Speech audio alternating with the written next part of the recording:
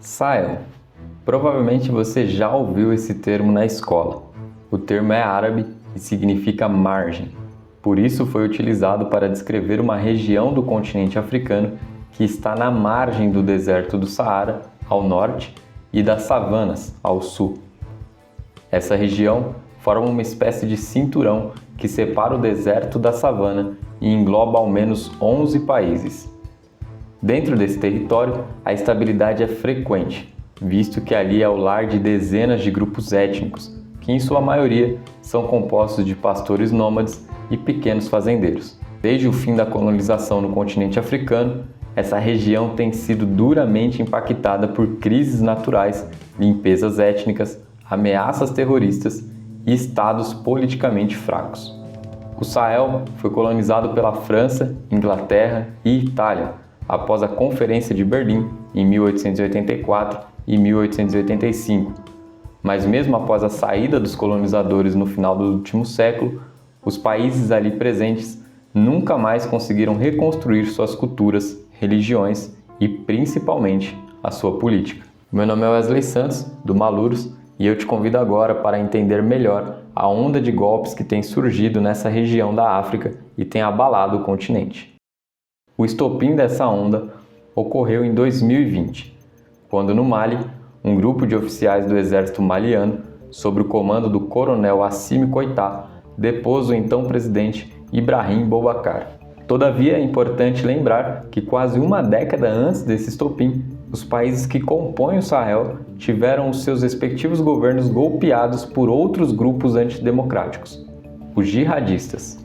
Grupos como ISIS, GESIM e Boko Haram atacaram violentamente a região do Sahel, deixando para trás um estrago militar, cultural e civil nos países por onde passaram.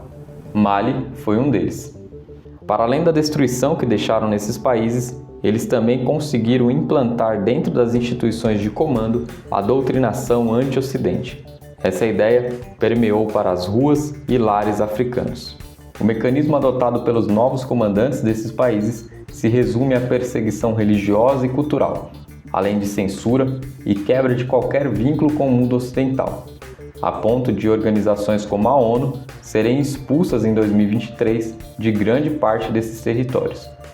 O resultado dessa opressão não poderia ser outro.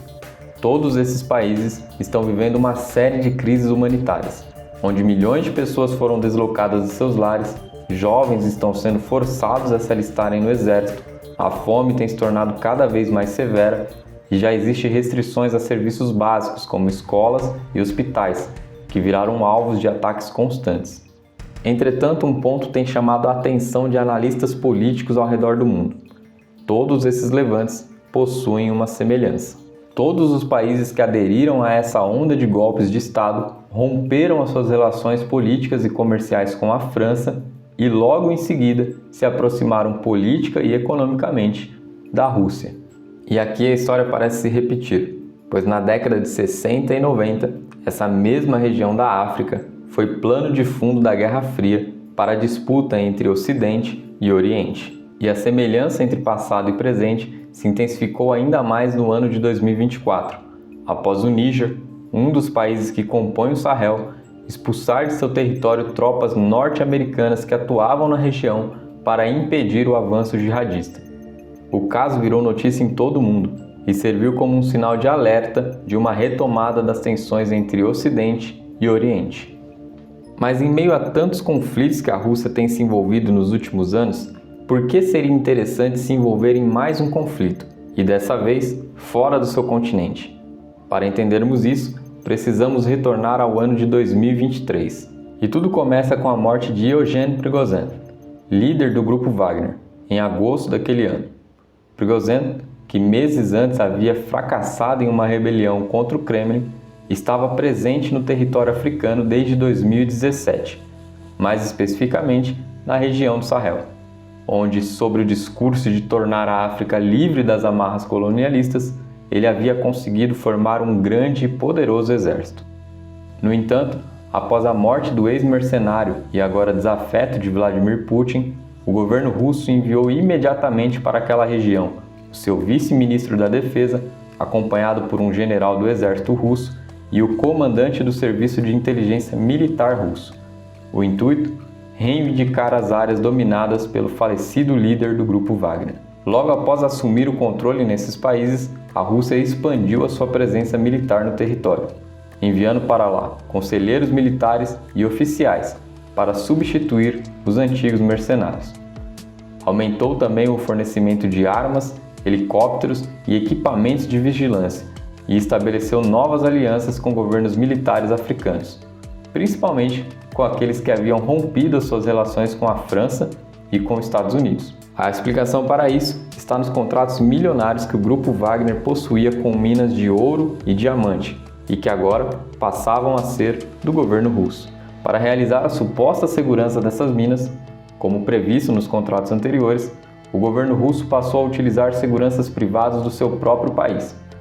E assim começou um verdadeiro reposicionamento geopolítico, onde a Rússia passa a ser vista como um parceiro confiável, prometendo apoiar militarmente governos insurgentes ao redor do mundo e sem interferência política.